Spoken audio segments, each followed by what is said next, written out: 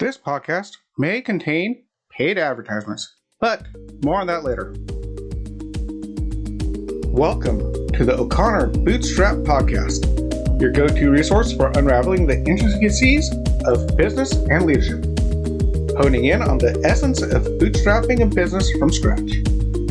Whether you're a seasoned entrepreneur, a dedicated bootstrapper, or a leader navigating life's various challenges, this podcast is crafted just for you. I'm Isaiah O'Connor, your friendly neighborhood entrepreneur, and my mission is to guide you towards personal and professional growth. Let's embark on this journey together. Now, with new episodes dropping weekly, I want to welcome you to the Remastered series, your chance to catch up on the journey so far. Here's one from the archives I think you'll enjoy.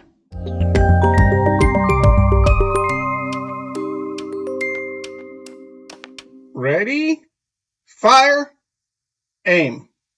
Today I'm going to talk about the pitfalls of rushing into entrepreneurship. Now, have you ever known somebody that was always rushing off from one thing to another with little to no consideration to the potential consequences? They seem to be always firing before taking aim, and ever so often they are lucky and hit somewhere near the target. Well, I find this to be a fairly common trait among us entrepreneurs. And I would know. That is pretty much how I started. I went from deciding to open my own business to start in less than a month. I think it was less than 2 weeks. And I did this with obvious very little research or understanding. Sure, I had some background as a manager and had some sales understanding, and I knew a little bit about marketing, or so I thought. And of course, I knew a few millennials, so I thought I was ready. I had no business plan, no business model, no clue about accounting, and yet I was ready to go. And you can read more about that on my entrepreneur's origin story, which I wrote before, or I talked about before. Now, I did eventually learn with the help of a lot of books, a few courses, and some sage advice from veterans in the industry that took me under the wing. Now, I was being one of the lucky ones. I made it. My business has never had a down year. And a large part of that success is being a bootstrapper. And by being a bootstrapper, I'd risked very little to no money going into it. And I built things up one step at a time. With little debt and low cost, I was able to push through the initial hardship and make it as a success. Now, I also had another job at the time, part-time job, even though I didn't like it. It gave me some wiggle room. I had some income. And my wife was also working full-time, and the combination gave me some room to go and not have to make a living income off of my business right off the bat. Now, doing all that, plus doing a ton of research while I was struggling through the initial few years, I got to learn a lot about business and be able to consider out. How did I do my research? Well, part of the way I started my research was listening to a ton of books. Going back into me jumping into the business without really knowing what I was doing. What was my motivation? Well, a large part of it was financial stress. I've had been struggling to get a full-time job in Norway, not speaking the language perfectly.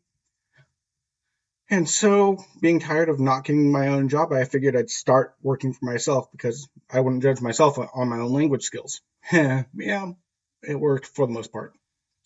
Now, I found that most people who are wanting to jump into business and rush right into it, full steam ahead, usually have more than just excitement going for them. There's other things they're trying to escape or run away from or run to. They want more finances, more financial freedom, more freedom to do what they want. They're working too hard for somebody else, whatever the reason. I think one of the key things is look at your reasons and see if your external pressures of rushing into it are pushing you to drive, as it were, faster than you're comfortable with, and make sure that when you're doing it, it's really the right time and you're not doing this under duress. Now, one thing about doing this is it's a highly risky thing to just jump out and start a business. Now, the good news is the higher the risk, the higher the hope for reward. That's how it works. Now, the trick is to make sure you do a good risk assessment and you make sure that you're taking a reasonable risk in business and doing business and investment and not just gambling away your life savings. I've seen people do that. I've seen people talk about, oh, I want to take out the money from my retirement fund. I'm going to take the hit in taxes. I'm going to take the penalties on it at 30+% so I can go buy somebody else's business that they're selling and I'm going to make it big. This is usually not the best way to go. Matter of fact, I will go out and say it. If you're planning to unplug your retirement, take a 30+% hit on your retirement fund that you've already saved to buy a business that you really don't know how it's going to work, don't do it. That's just a recipe for disaster and you're going to be miserable afterwards. It doesn't matter if the person selling it, they may have it in a great place, they may not have it in a great place. This is not always the best thing to do. So don't do that. Never touch your retirement fund to start a business ever. It doesn't matter. Just don't do it. Now, would I recommend doing the ready, fire, aim technique? Well, yes and no. Now, what do I mean by that? First off, as I said, it's incredibly risky to jump too soon and bet your entire life savings, your entire family security on a business. That's not a great idea. So I would definitely not do that. And you have to make sure that there's a market for your product, etc. You got to make sure that you do something there in preparation. Now, the danger is if you keep preparing and preparing and preparing, you can become a perfectionist and never get going. So there's that trap where you never do anything because you never start. And that's a good thing about ready, fire, aim, which is you actually start, you actually get going, you're actually doing something, you're actually moving, and you're not just sitting around moldering and collecting dust. Now, so do I recommend jumping and going in? Yeah, I do. But it's like driving. If you don't slow down and pump the brakes at the turn, you're going to fly off the tracks. So that's the trick. Use your excitement, use the momentum you're getting from being excited to go and run into it, but pump the brakes just enough to make sure you can make that turn. Okay, so what are some ways you can do that? Well, first of all, don't just quit your day job, say, I'm going to go open up a fried pickle stand and make it big. That might not be a great idea. So make sure you have a full-time job or a part-time job or some sort of income to make sure you and your family can eat while you're getting the business off the ground. Because it takes some time before you start really making good profit and getting ahead. Always takes time. Know that it takes time and be prepared to build it up. Now, again, I'm a bootstrapper. I'm not saying going out and getting a huge business loan and taking out a salary from that. I'm not saying getting a whole bunch of investors. I'm a bootstrapper. Start small, build up a little bit at a time. That's what I did. I bought a bag of balloons and a pump and set up a website, and off I went. I had no clue what I was doing, and I would highly recommend a lot more than just that. But as I went, I bought more balloons. I got a few more clients, got a bigger bag of balloons, started buying balloons by separate colors instead of one mixed bag. As I went, started developing up an inventory. So again, bootstrapping, the quote unquote quintessential American dream style. Buy something small, sell a whole bunch of stuff, go a little bit bigger, grow again. So that's the way I did it, and that's the way I recommend to do it.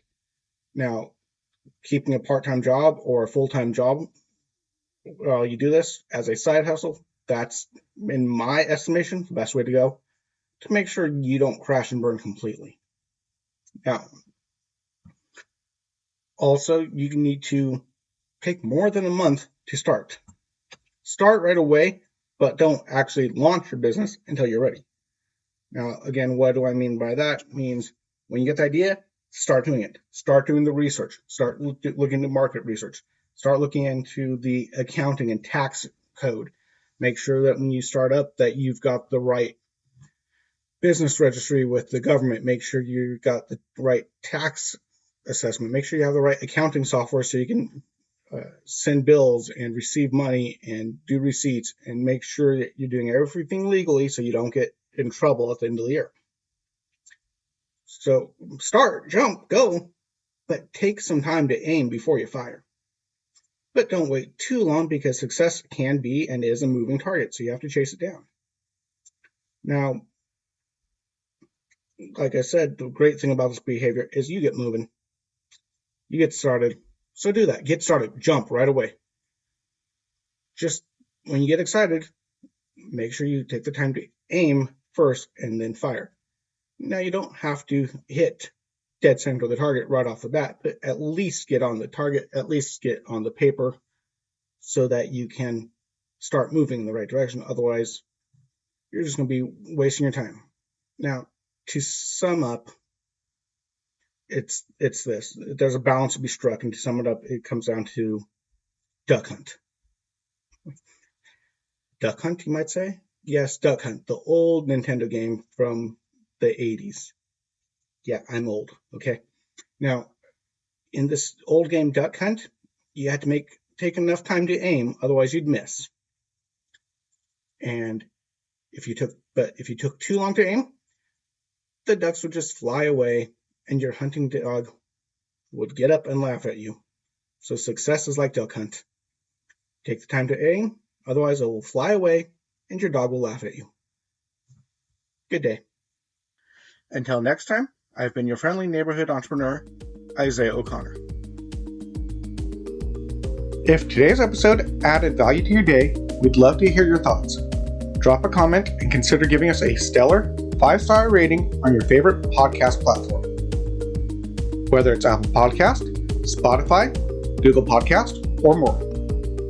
And remember, if you leave a 5-star review on Apple Podcast, I will personally read it out in the next episode. To support the show, you can make a one-time gift by buying us a coffee at buymeacoffee.com/bootstrap, donate through PayPal at paypal.me/IOCPOD, or make a contribution on our Patreon page at patreon.com/IOCPOD.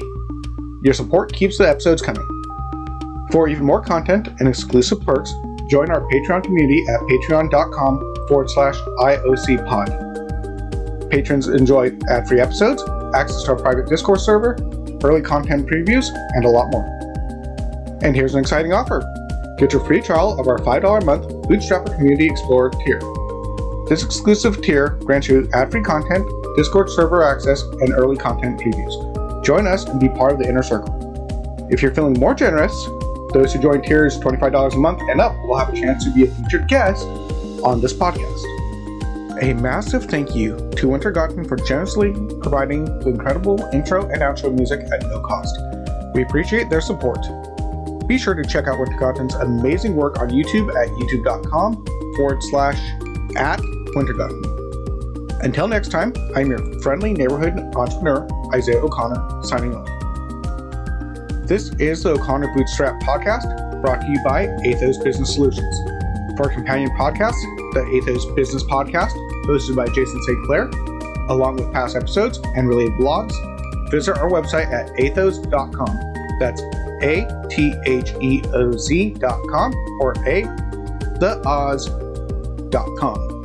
Goodbye for now.